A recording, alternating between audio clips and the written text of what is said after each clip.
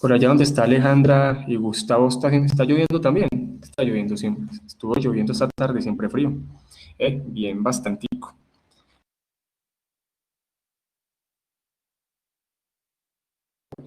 Últimamente ha estado Sí, haciendo como acá frío. ya escampó un poco, ya escampó pues por este sector Sí, de Bombay, Villa del Campo. Sí, ya ya, escampó, pero ya. está haciendo mucho frío. Listo, listo. Ahí dice Alejandra que donde ella está lloviendo. Listo. Bueno, entonces vamos a continuar con el tema de Apocalipsis. Estábamos en el capítulo, este último era el 14. Y de ese capítulo 14 nos quedan faltando algunos versículos para finalizar el 14. Ya vamos avanzando. Siempre les quería decir con respecto, por ejemplo, cuál es la diferencia más notable también entre las posturas que llamamos dispensacionalistas, que es la que divide a Israel de la iglesia, y es porque ellos ven Apocalipsis como una línea consecutiva, o sea, como una línea temporal, o sea, que todo el tiempo está como realizando una seguidilla de eventos a medida que va avanzando los capítulos. La diferencia con el milenialismo es que en el milenialismo siempre hablamos de algo que se llama recapitulación. ¿Qué quiere decir recapitulación? Que realmente cuando uno estudia el Antiguo Testamento, desde la parte cristocéntrica, uno ve la recapitulación, ¿cierto? ¿Qué es la recapitulación? Es uno ver el plan de salvación, ¿sí? Que se repite de inicio a fin en Apocalipsis. Entonces uno lo que va viendo a medida que va avanzando diferentes porciones de Apocalipsis es como una recapitulación de un tema que se ve desde otra perspectiva. Y así también sucede cuando uno ve también Apocalipsis, ¿cierto? Se recapitulan muchos temas y son temas que se ven centrales porque recordemos que a pesar de que sean historias variadas, el tema de la Biblia, sí, de Génesis y Apocalipsis, es el plan de salvación. Entonces miremos esta parte que habla acerca que la tierra cegada, esta última porción de Apocalipsis 14, antes de ingresar a Apocalipsis 15, dice lo siguiente. Miré y he aquí una nube blanca, y sobre la nube uno sentado semejante al Hijo del Hombre, que tenía en la cabeza una corona de oro y en la mano una hoz aguda. Y del templo salió otro ángel clamando a gran voz al que estaba sentado sobre la nube, mete tu hoz y ciega, porque la hora de cegar ha llegado, pues la miel de la tierra está madura. Para la postura dispensacionalista, como ellos, recordemos que para ellos el rapto en este capítulo 14 ya sucedió como ellos ven el rapto, todo lo que ellos ven en esta porción hasta finalizar estos versículos es con respecto al juicio final. Pero es que si uno analiza, ya estamos, mejor dicho, en lo último, esta porción de aquí en adelante, ya lo último, mejor dicho, las copas de la ira, que ya es como la destrucción total, es la consumación de la ira de Dios. Hay como dos especies de cegar, ¿sí? La postura milenialista y posmilenialista, lo que estamos diciendo es que la primera ciega son los hijos de Dios y la segunda ciega, ¿cierto? Hablando pues del cegar, es la ira. Pero para el dispensacionalista no lo ve así, sino que dice que todo esto tiene que ver con la parte final de la destrucción de los malignos.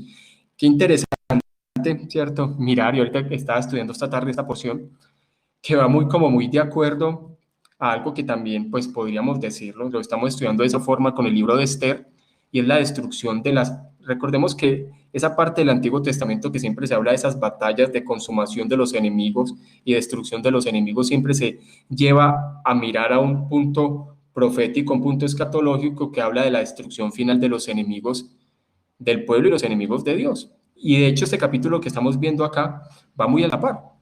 Entonces, vemos lo primero es que está nuestro Señor Jesús reinando, porque nuestro Señor Jesús no va a reinar, Él ya está reinando, ¿sí?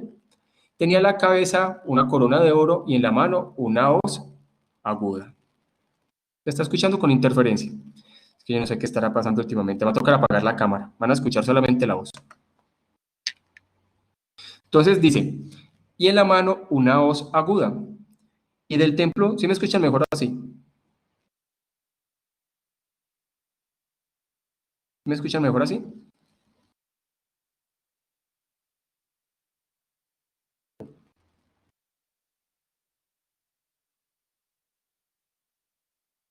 Listo.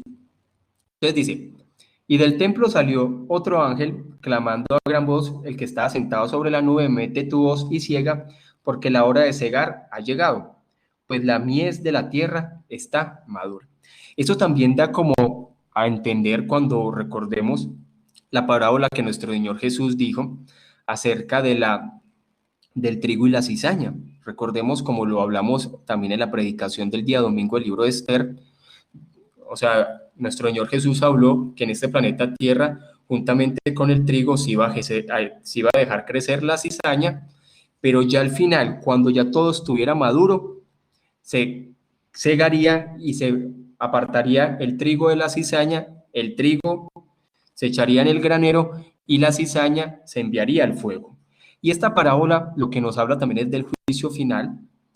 Por eso, desde la posición amilenialista decimos que el juicio final va a ser la división completa de los justos y perversos y no hay necesidad de un milenio, ¿cierto? De hecho, la mayoría de las parábolas de nuestro Señor Jesús deja establecido que cuando Él venga va a ser el juicio y por tal motivo pasaremos a la eternidad. Ya después hablaremos de eso.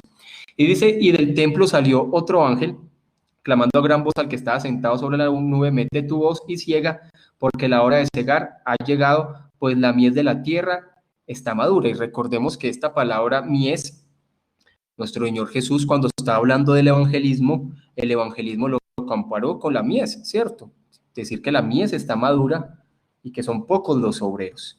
Entonces, desde una posición amilenialista decimos que aquí es donde se aparta a la iglesia, porque la iglesia va a pasar por toda la parte final y cuando nuestro Señor Jesús venga va a apartar a los suyos.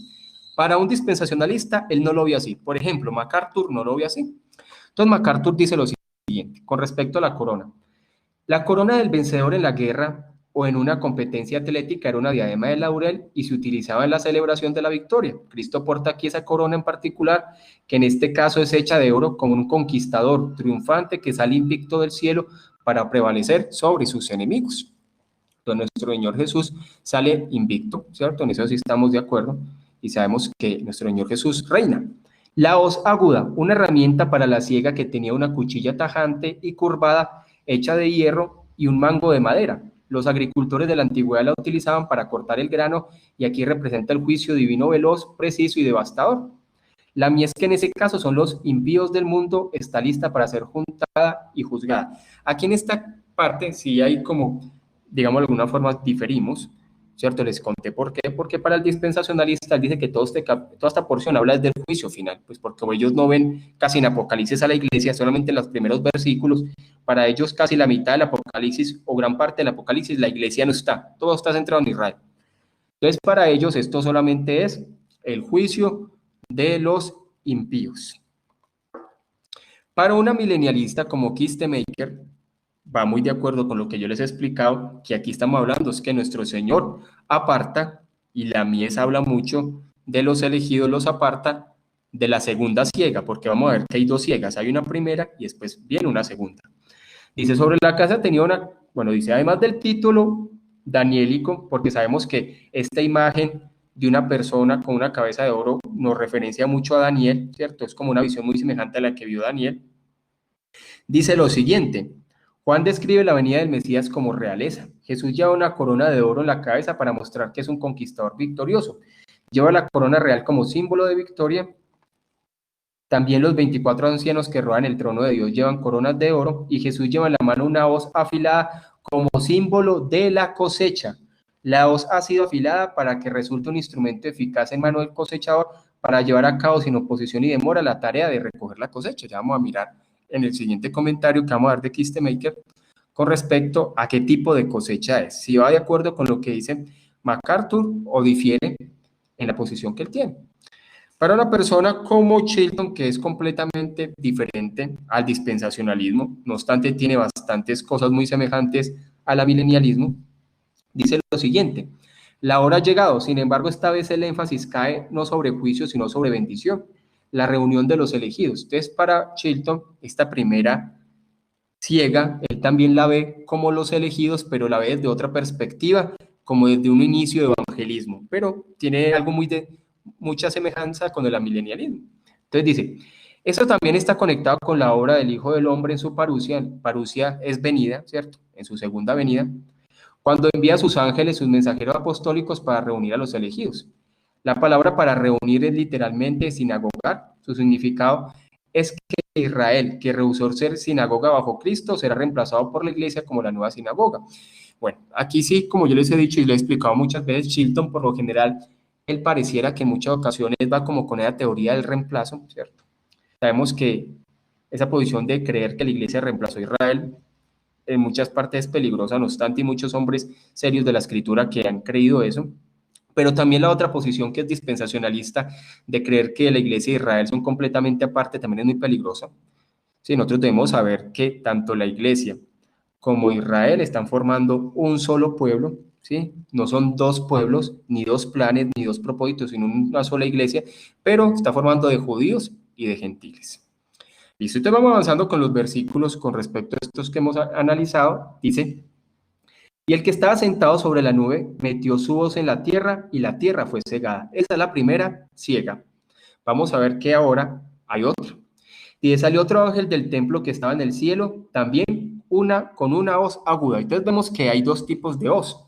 Mientras que la primera hoz la tiene nuestro Señor Jesús y Él es el que ciega, esta segunda ciega no la hace nuestro Señor Jesús, sino que es un ángel el que la hace. Y esta segunda ciega, ¿cierto? Es de juicio y es contra todos los malignos. Entonces miremos la diferencia. Mientras los primeros versículos, nuestro Señor Jesús, el que realiza esta parte, en esta vemos que es un ángel el que la va a realizar. Ahora sí miremos, por ejemplo, MacArthur sigue en esa misma posición, para él eso pareciera como si fuera un solo evento, en donde él dice que es el juicio y que todo se centra en el juicio. Dice, templo. Esto se refiere a la morada celestial de Dios y no al templo de Jerusalén durante la tribulación. Cuando el versículo habla del templo, ¿cierto?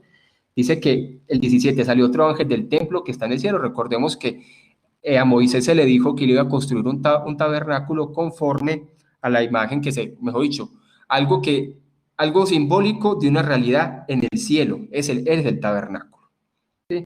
No obstante, sabemos que para nosotros, sabemos que nuestro Señor Jesús, ¿cierto? Hay un templo, hay una realidad de esa parte ceremonial, porque sabemos que toma mucho simbolismo el Apocalipsis del Antiguo Testamento, pero la realidad de ese templo es en el cielo, la realidad de ese templo es la iglesia también.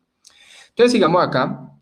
Ahora miremos lo que dice Kistemaker, lo que yo les había dicho con respecto al comentario anterior. Dice, en este caso, el tiempo para cosechar se refiere de manera figurativa al día de juicio, ¿sí? Pero está hablando del segundo, es el momento de reunir, dice, es el momento de reunir a los creyentes en el reino porque la hoz se blande para cosechar al pueblo de Dios. O sea, estamos hablando de la primera siega. Recordemos que hay dos. Hay dos hoz, una que tiene nuestro Señor Jesús y la otra que la tiene un ángel. Venga, miremos un momentico este versículo. Tengo una duda acá. Qué pena, yo me vuelvo un momentico, ya me devuelvo otra vez. ¿Sí? Entonces miremos, por ejemplo, el versículo 14 habla, el que tiene esa hoz es el Hijo del Hombre que tiene la cabeza una corona de oro y la mano una hoz aguda. Entonces vemos que en esta primera ciega es nuestro Señor Jesús cosechando, digámoslo de alguna forma, así como la parábola del trigo y la cizaña, a los suyos. Dice, es el momento de reunir a los creyentes en el reino porque la hoz se blande para cosechar al pueblo de Dios. El Hijo del Hombre ha recibido la autoridad de utilizar la hoz, aunque recurra a sus ángeles para que lo ayuden.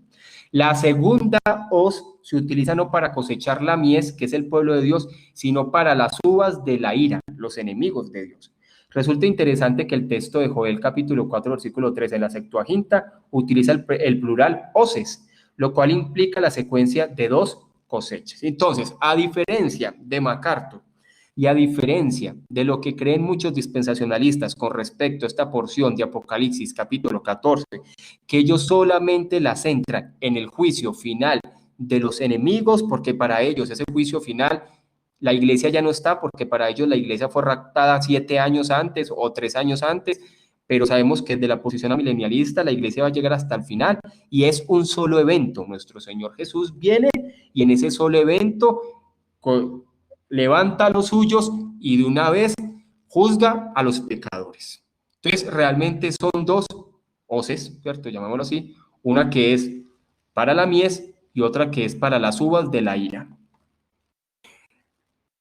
El posmilenialismo, que es el que habla Chilton, a pesar de que él lo vea desde el año 70, va muy semejante, ¿cierto? Él también dice que la primera tiene que ver con reunir a los elegidos y la segunda también habla del juicio de los malignos. Dice, desde este trono nube, el rey contesta la oración de la iglesia metiendo su voz en la tierra, él envía obreros, la tierra es segada y el fruto es traído a su reino. En la escritura la imagen de la hoz está conectada con el Pentecostés, celebrado después de que el grano había cosechado, cuando el Espíritu es derramado en salvación y bendición. Él no lo ve como hasta el final, sino que lo ve como un inicio de evangelismo, ¿sí? Porque él todo lo centra en el año 70. Listo, avancemos acá. Entonces miremos que el simbolismo que se nos muestra con respecto a este capítulo también va muy de acuerdo con lo que nosotros conocemos del templo judío, ¿cierto? Hay un altar, ahí también sabemos que está como una especie de altar de incienso, ¿cierto? Salen una especie de ángeles que tienen vestiduras sacerdotales. Entonces dice así, salió del altar otro ángel que tenía poder sobre el fuego y llamó a gran voz al que tenía la hoz aguda diciendo, estamos hablando de la segunda hoz, porque la primera ya nuestro Señor Jesús la pasó. Dice, mete tu hoz aguda y vendimia los racimos de la tierra, porque sus uvas están maduras. Y el ángel arrojó su hoz en la tierra y vendimió la viña de la tierra y echó las uvas en el gran lagar de la ira de Dios. Y entonces mire que hay una gran diferencia entre la primera hoz y la segunda. La primera es de mies y la segunda es de uvas. Y mire esta imagen tan fuerte, el versículo 20. Y fue pisado el lagar fuera de la ciudad, y del lagar salió sangre hasta los frenos de los caballos por 1600 estadios. Sabemos que aquí estamos viendo una recapitulación de una ilustración que ya hemos visto, ¿cierto? A lo largo de Apocalipsis, y es el juicio final de los malvados. Entonces vemos que esto ya es lo último, esto ya que estamos viendo aquí es la consumación de la ira de Dios. Y se va a cosechar todas las personas que no nacieron de nuevo, todas las personas que no estaban en Cristo, y cuando se habla del simbolismo del lagar, de la ira de Dios, está hablando del juicio, de la destrucción tan mortal y destructiva que tendrán al final los enemigos. Entonces, por eso les decía que va muy semejante a lo que vimos, por ejemplo, en Esther, que habla de esa destrucción total de los enemigos de los judíos.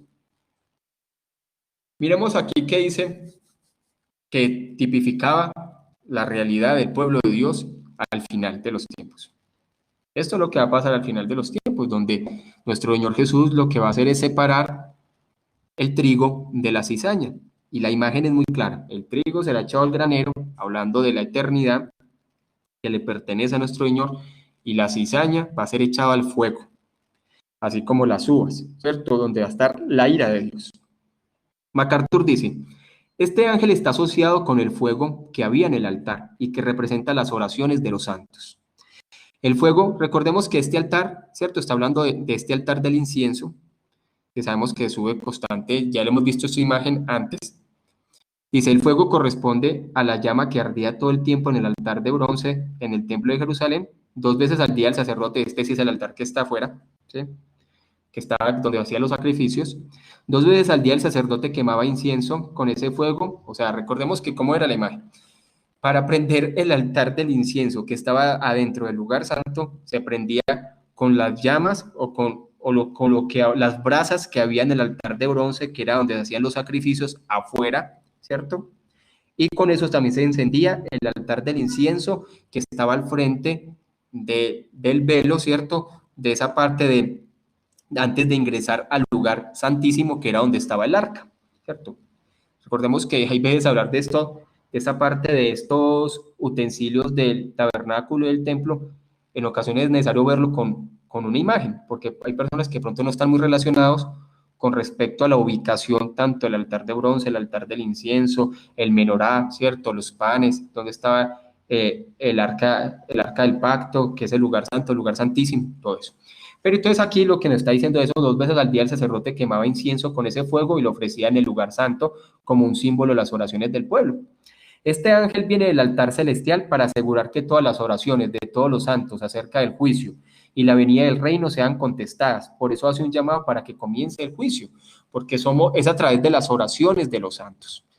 Recordemos que es oración por misericordia, oración para que nuestro Señor venga en el momento indicado, que Él venga y pase a la eternidad los suyos y traiga juicio y termine toda esta maldad que hay en el mundo que cada vez está aumentando, hermano.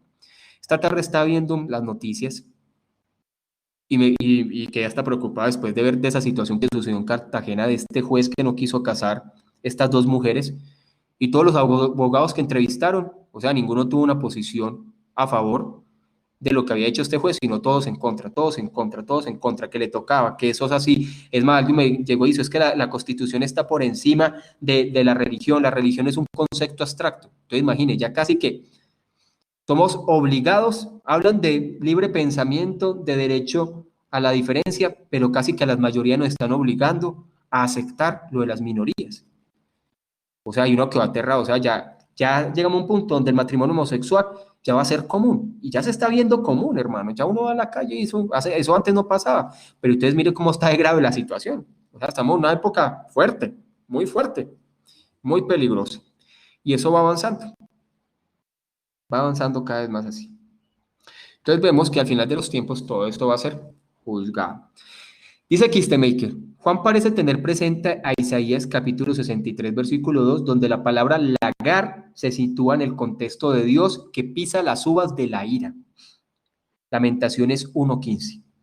Las uvas son las naciones, es decir, los adversarios de Dios. Joel 3:13. Él solo los va pisando en lo que Isaías llama el día de venganza. Es el día del juicio cuando Dios imparte justo castigo sobre las naciones y otorga redención a su pueblo. Pisa a las naciones en su ira y hace correr su sangre sobre la tierra. Los enemigos de Dios y del Cordero no pueden ocultarse de su ira, porque el gran día de su ira ha llegado y ¿quién puede hacerle frente? No solamente en Apocalipsis, sino en muchos lugares. Por eso uno dice que pareciera que en la actualidad hay muchas personas que realmente no conocen el Dios de la Biblia. Dios es un Dios de amor, pero Dios también es un Dios de juicio. Y Dios es un Dios de condenación y de destrucción final de todo lo que no es suyo. Y ese mensaje de amor en la actualidad es un mensaje peligroso. Uno creería que debería ser al revés. Es un mensaje de amor, debería ser un mensaje bien, pero ese mensaje de amor y solo amor ha pasado por alto engaños, ha pasado por alto herejía y por el amor se ha pasado la herejía, se ha pasado un montón de cosas. Entonces, mire lo que vamos. Por amor hemos dejado que la ideología de género llegue hasta donde está. Por amor hemos dejado que la herejía llegue en la iglesia, ¿está bien? Hasta donde está. Y claro que hay un amor bíblico, pero ese amor emocionalista y sentimental en la actualidad, ese no es el amor bíblico, sino que es un amor permisivo, es un amor que pasa por alto cualquier cosa.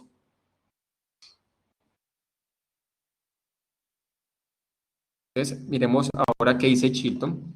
También va muy de acuerdo con el amilenialismo, pero desde otra posición.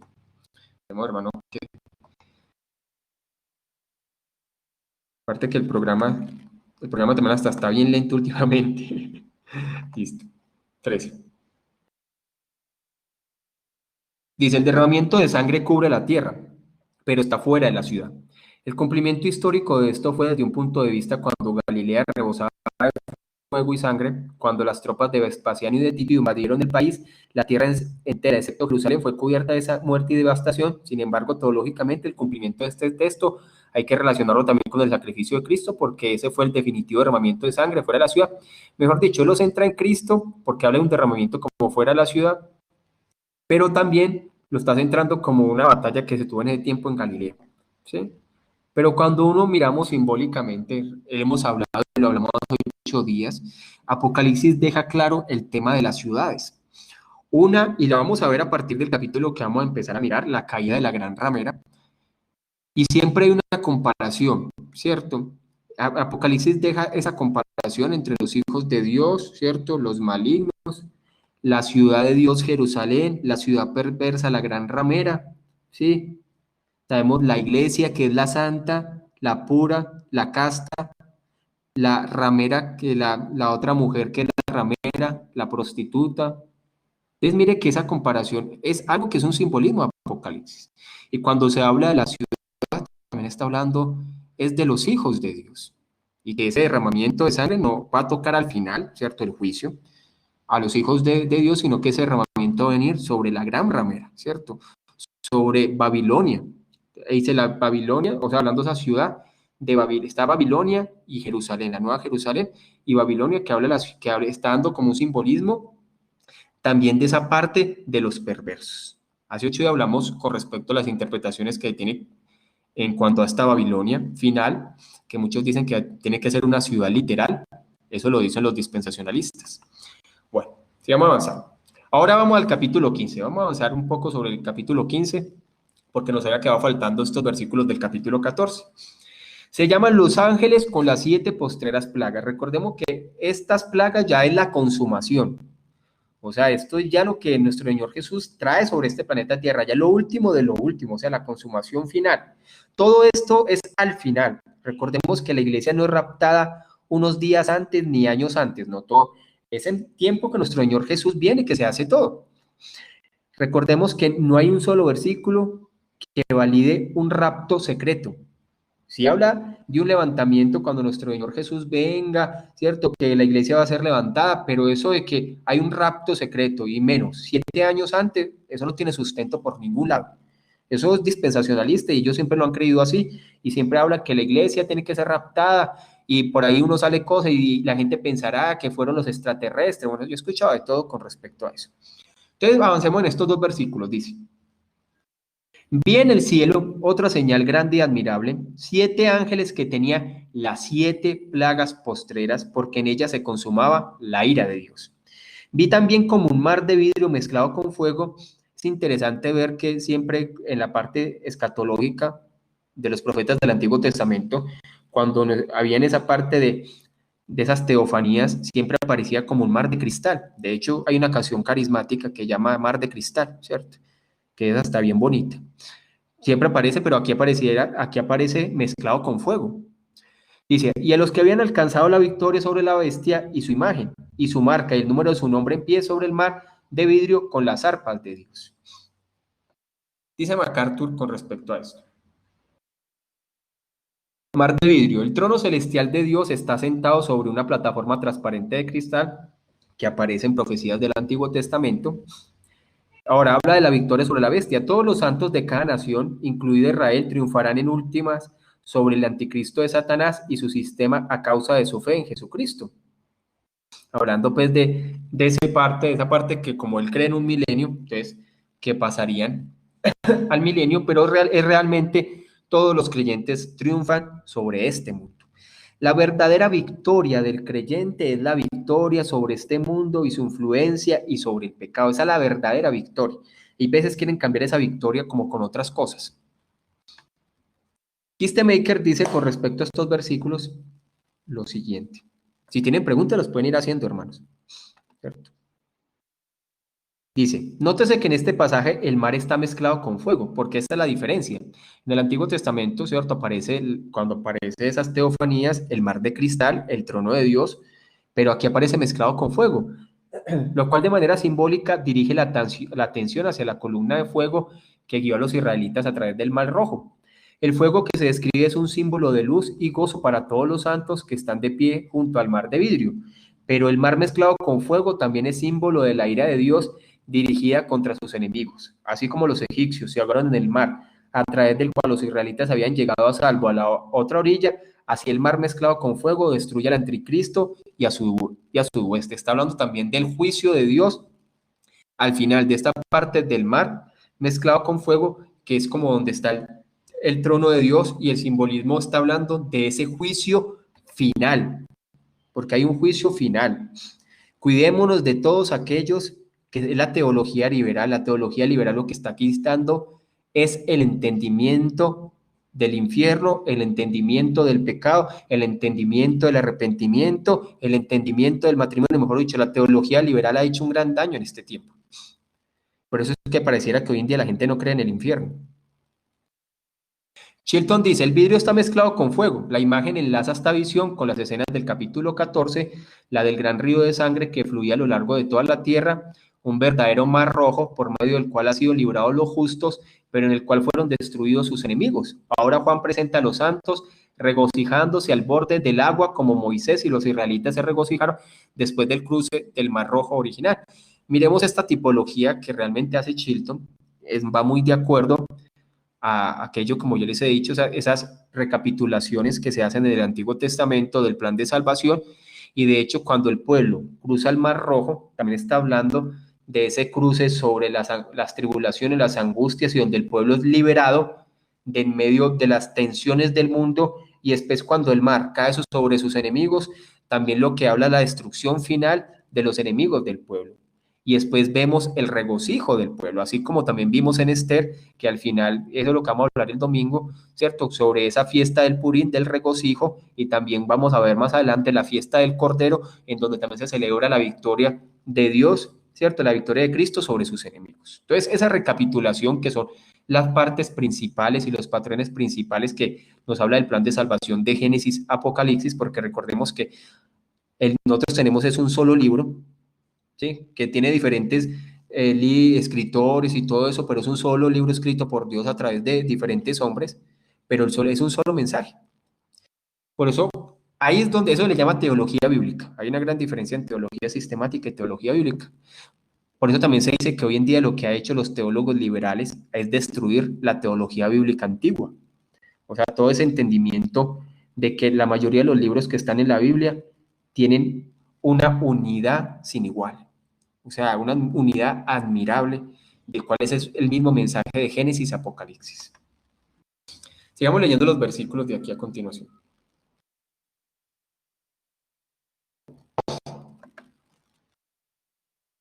Vamos acá. Que queda en blanco hasta que aparezca. Si tienen preguntas, hermano, vayan diciéndome, preguntando. O si quieren dar un aporte también. Esperemos a ver qué pasa.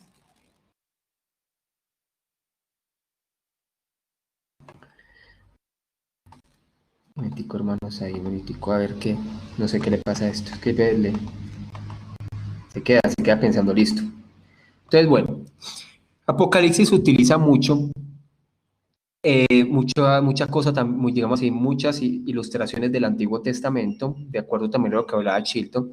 Después recordemos que sucedió lo de la muerte de los egipcios por medio del Mar Rojo. Recordemos que cuando pasaron los judíos y después que los egipcios decidieron perseguirlos pasando por el medio del Mar Rojo, el mar vino sobre ellos. Y eso fue después una alegría para todo el pueblo, y el pueblo se regocijó y cantaron, ¿cierto? Y se regocijaron con todas las costumbres del pueblo, tenían sus danzas, ¿cierto?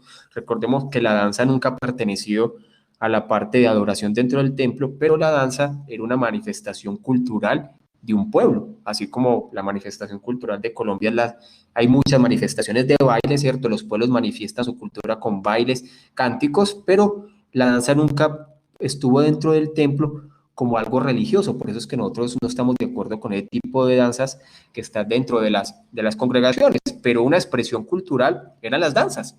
Y este regocijo y esta alegría y esos bailes hebreos se vivieron en medio después de que sucedió todo lo que pasó con el Mar Rojo, y hasta cantaron, ¿cierto? Hay un canto de Moisés, y dicen, y cantan el cántico de Moisés, siervo de Dios, y ese cántico, ¿qué es lo que habla? Que Dios libró a su pueblo de sus enemigos. Y el cántico del Cordero, diciendo, grande y maravillosos son tus obras, Señor Dios Todopoderoso. Justos y verdaderos son tus caminos, Rey de los santos. Hay muchos comentaristas que dicen, bueno, ¿y cuál es el cántico del Cordero? O exactamente qué es el cántico de Moisés. Probablemente es un cántico nuevo que nos será entregado también para que los redimidos cantemos. Y es un cántico en el cual vamos a regocijarnos porque Dios venció a los enemigos, y porque los enemigos fueron vencidos, y porque la iglesia fue preservada, y vamos a pasar y nos vamos a regocijar con nuestro Señor y pasaremos a la eternidad. Y sigue este cántico diciendo, ¿quién no te temerá, oh Señor, y glorificará tu nombre? Pues solo tú eres santo, por lo cual todas las naciones vendrán y te adorarán, porque tus juicios se han manifestado. Dice Maestro Juan Goyeneche, esa es una alabanza. MacArthur dice, estos dos cánticos, los de Moisés y los del Cordero, celebran los dos sucesos más grandes en la historia. Ahí sí es muy cierto. Dos sucesos grandes en la historia de la redención. Primero, su liberación de Israel de Egipto por medio de Moisés. Y recordemos que todo lo que pasa en esa parte de la salida del pueblo judío de Egipto también tiene un gran simbolismo para la iglesia. Y mire, y los retomamos acá con respecto al cántico de los redimidos. Y el segundo es la liberación de los pecadores del pecado por medio de Cristo. Dice, esta declaración del cántico del Cordero exalta las obras poderosas de Dios en la creación y su sustento providencial de todo el universo. Y es porque solamente van a pasar a la eternidad aquellos que creen y viven para Cristo. No hay otro tipo de salvación. El único, es que Jesús mismo lo dijo, el único, es que no hay más. El Padre, Él es el único camino al Padre. La única forma de salvación es por medio de Jesucristo. Dice, Dios es omnipotente, Dios es soberano sobre los redimidos de cada nación. Kistemaker dice, aquí leemos palabras y frases que se han tomado sobre todo de la ignología del Antiguo Testamento, como lo indica las referencias del Salterio. Por ejemplo, dice la primera línea, grande y maravillosas son tus obras, Señor Dios Todopoderoso, recuerdan al Salmo 111, 2, y grandes son las obras del Señor, Salmo 139, 14, tus obras son maravillosas, y la frase, Señor Dios Todopoderoso, se encuentra en Amós 3:13, 4:13, y también aparece en otros muchos lugares en Apocalipsis, que son frases comunes de adoración, de alabanza, que están en Apocalipsis y en otros libros proféticos, que se ven en este último canto, que es un canto de alegría y regocijo y redención. Chilton dice, también habla de esta ignología del Antiguo Testamento que se cantaba también en los sábados, en las sinagogas. Dice, el sábado de la iglesia, ¿cierto? Pero hablando del sábado de la iglesia, en otros es el descanso en Cristo, y también hablando de ese día del Señor que para nosotros es el domingo, dice, y como ocurre en el sábado, además del salmo del día, Salmo 92, en el sacrificio regular cantaban en el sacrificio sabático adicional.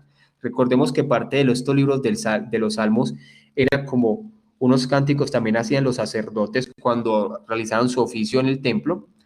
Dice, en la mañana el cántico de Moisés en Deuteronomio 32 y en la tarde de Éxodo 15, así que la iglesia victoriosa celebra su verdadero sábado de reposo cantando el mismo cántico de Moisés y del Cordero, solo que en el lenguaje que expresa el significado más pleno de los cantos sabáticos en el templo. Está hablando del regocijo final que tendremos cuando veamos esa redención tan sorprendente en donde se destruyan, ¿cierto? Tanto físicamente los enemigos de esa generación y después veamos todos los perversos, aquellos que no murieron en Cristo, pasen a la segunda muerte, ¿sí? La vamos a estudiar en capítulos posteriores, en esa muerte eterna, en la parte donde serán apartados del favor de Dios eternamente. Después de estas cosas, miré, y aquí fue abierto en el cielo el templo del tabernáculo del testimonio, y del templo salieron los 7 ángeles que tenían las 7 plagas, vestidos de lino limpio y resplandeciente, y ceñidos alrededor del pecho con cintos de oro. Estos ángeles, que nos da la figura de servidores del templo de Dios celestial, tienen vestimentas sacerdotales, ¿sí? Recordemos que el cinto en el pecho es un simbolismo, o es un simbolismo no, sino que era los sacerdotes judíos y además, por lo general, siempre que realizaban sus servicios dentro del templo y tabernáculo, ellos tenían un cinto ancho en el pecho que representaba su sacerdocio. Entonces estos 7 ángeles salen con las 7 postreras plagas, vestidos de lino limpio y resplandeciente, así también hay un canto carismático hablando de esto, ceñidos alrededor del pecho con cintos de oro, hablando del sacerdocio, de servidores del templo celestial de Dios.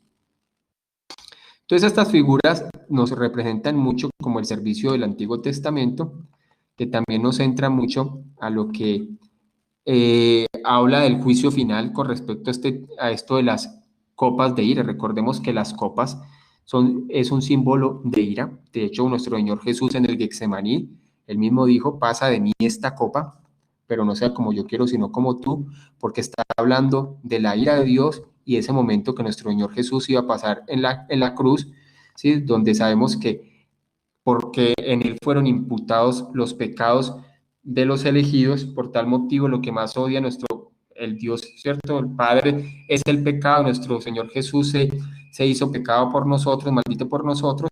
Por tal motivo, eso fue como un momento donde el Padre volteó el rostro del Hijo, y en donde eso fue lo que cuando Jesús clamó, Elí, lama sabactani, Dios mío, ¿por qué me has desamparado? ¿Cierto? Ese es el momento más aterrador, y en lo cual por eso es que nuestro Señor Jesús, pensando en ese momento en la cruz, sudó gotas de sangre. Kistemaker dice, en cuanto a esto, espere que no lo habíamos visto, no, habíamos quedado, no, puede ser acá. Sí, entonces, ve, ahí no es Chilton, sino MacArthur. Yo no sé por qué coloqué Chilton ahí. El templo del tabernáculo de testimonio. Esto se refiere a la ubicación del arca del pacto en el lugar santísimo donde mora Dios. Recordemos que el arca del pacto está en lo que llama el lugar santísimo, que realmente el arca lo que tipificaba era la presencia de Dios. Entonces dicen que estos ángeles salen desde lo más profundo, ¿cierto?, del templo, hablando de esa imagen celestial que nos da. Dice, los juicios finales y más severos de Dios que se describen en el capítulo 16. Lino limpio y cintos de oro. La terla representa santidad y pureza, los cintos iban desde el hombro hasta la cintura, y cada uno de los 7 ángeles llevaba uno puesto sobre sus vestidos, representa la riqueza, la realeza y la gloria inmarcesible del cielo. Kistemaker dice, primero, los ángeles proceden de la presencia de Dios, o sea, salen del santuario interno. Luego han recibido autoridad para enviar las 7 plagas sobre el pueblo que había rechazado a Dios. Uno de ellos también asume la responsabilidad de instruir a Juan acerca del castigo de la gran ramera con sus seguidores por un lado y sobre la identificación de la Nueva Jerusalén con la esposa del Cordero por el otro. Entonces ahí volvemos a mirar esta misma comparación. Una cosa es la gran ramera, otra cosa es la Virgen, o una cosa es la Babilonia, ¿cierto? La madre de todos, lo más perverso del mundo, y lo otra es la Nueva Jerusalén, la ciudad celestial. Tercero, las vestimentas de los ángeles es de lino limpio y reluciente que comprendía santidad, y las bandas de oro alrededor del pecho simbolizan dignidad, autoridad y prominencia, porque Dios había confiado a estos 7 ángeles una tarea especial. Son como el Hijo del Hombre, quien también se presentó con una banda de oro alrededor del pecho. Vamos a terminar con los últimos 2 versículos. Chilton dice acá, un aspecto principal del mensaje de Juan en Apocalipsis es la venida del nuevo pacto. En su teología, como en el resto del Nuevo Testamento, la iglesia es el naos, el templo. Recordemos que la palabra naos es templo. De hecho, una vez una banda cristiana le colocó la palabra así, naos, porque significa templo. El escritor de Hebreos muestra que el tabernáculo mosaico era tanto una figura del original celestial como un presagio de la iglesia en el nuevo pacto. Juan saca la conclusión mostrando que estos dos, el modelo celestial y la forma final, se funden en la era del nuevo pacto. La iglesia mora en el tabernáculo en el cielo, y si el templo es la iglesia, el testimonio es el nuevo pacto, el testimonio de Jesús, y lo que está hablando aquí Chilton es que ahora lo que se estaba estableciendo es el nuevo pacto, porque lo coloca desde el año 70 hasta la predicación de ahí en adelante. Listo, y los últimos 2 versículos que vamos a leer hoy son estos. Dice, y uno de los 4 seres vivientes que sabemos que son de las criaturas más cercanas a Dios, dice, dio a los 7 ángeles 7 copas de oro, llenas de la ira de Dios, que vive por los siglos de los siglos. Y el templo se llenó de humo por la gloria de Dios y por su poder, y nadie podía entrar en el templo hasta que se hubiese cumplido los 7 plagas de los 7 ángeles, mejor dicho. Hasta antes de eso, habían súplicas de la iglesia por causa de misericordia, y vemos en las ilustraciones en capítulos anteriores donde constantemente se nos muestra que el altar del incienso estaba encendido y estaban aún subiendo, o digamos de alguna forma, sí, subiendo las oraciones de los santos continuamente a nuestro Señor, pero cuando vienen ya las copas de la ira, ya no hay más oración de misericordia contra esta humanidad en este planeta Tierra. Lo que viene ya es ira, y ya no hay más clamor por este planeta Tierra. Es lo que quiere decir ahí. Entonces, al permitir que ya nadie se pueda ingresar al templo, es porque ya no se recibe clamor, ya no hay oración para clamar por arrepentimiento para las personas que quedan en este planeta, sino que ahora lo que viene es la ira divina. Por eso cuando se habla de misericordia es que se aplaza la ira de Dios, pero va a haber un momento en que la ira de Dios viene. MacArthur dice, son platos con poca profundidad, las 7 copas de oro, ¿sí? Son platos con poca profundidad que se utilizan en diversos oficios de la adoración en el templo, como la ofrenda de vino y el sacrificio de sangre. Su poca profundidad ilustra cómo estos juicios divinos se vaciarán de forma instantánea en lugar de ser derramados con lentitud. Kistemaker dice, la furia de la ira de Dios es tan intensa que ninguna criatura puede ingresar a su presencia. El tiempo de ofrecer oraciones y peticiones de misericordia ya pertenece al pasado, porque ha llegado la hora del juicio.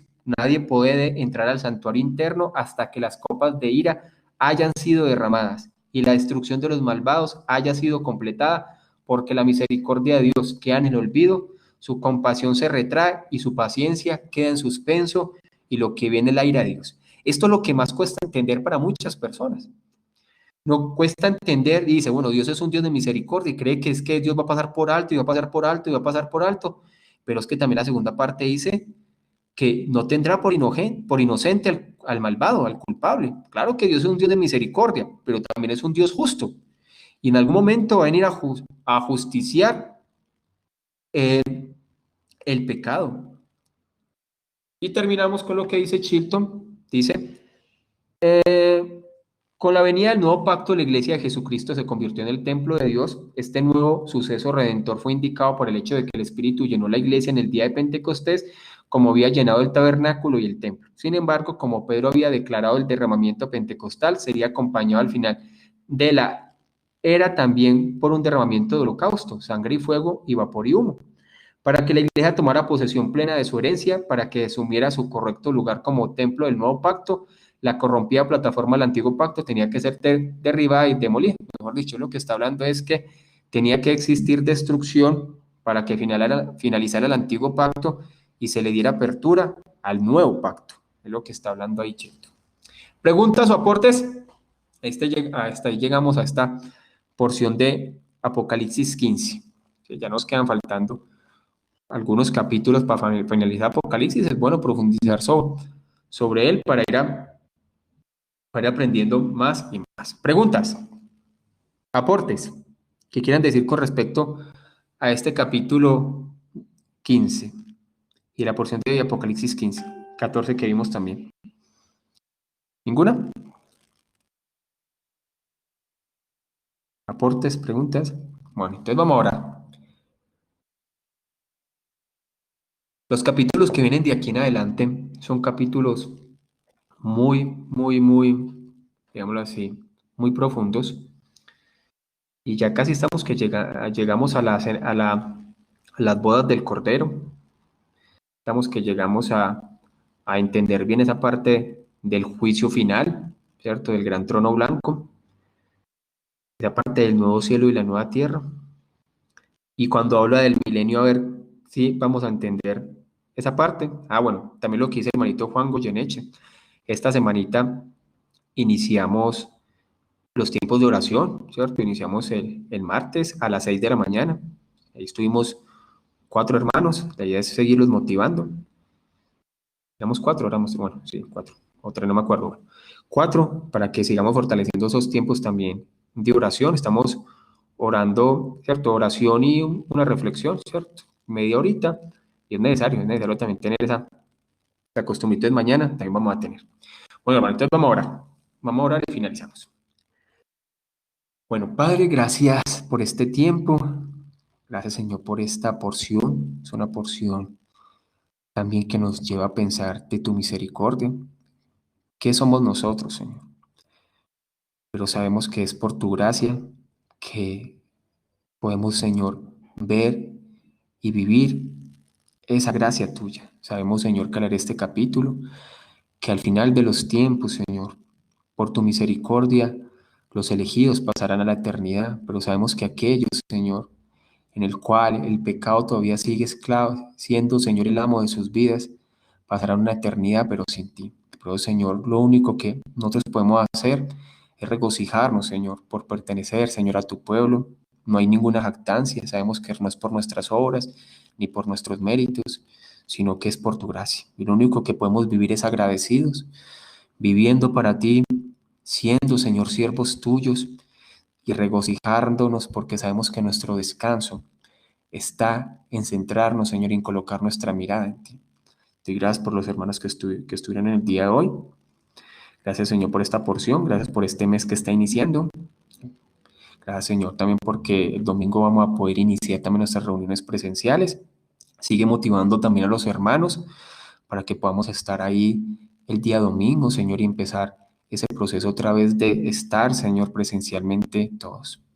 Te damos, Señor, a ti la gloria y el honor en el nombre de Jesús. Amén y amén. Hermanos, Dios los bendiga. Bendiciones, gracias por estar ahí. Y los vemos el domingo, hermanos.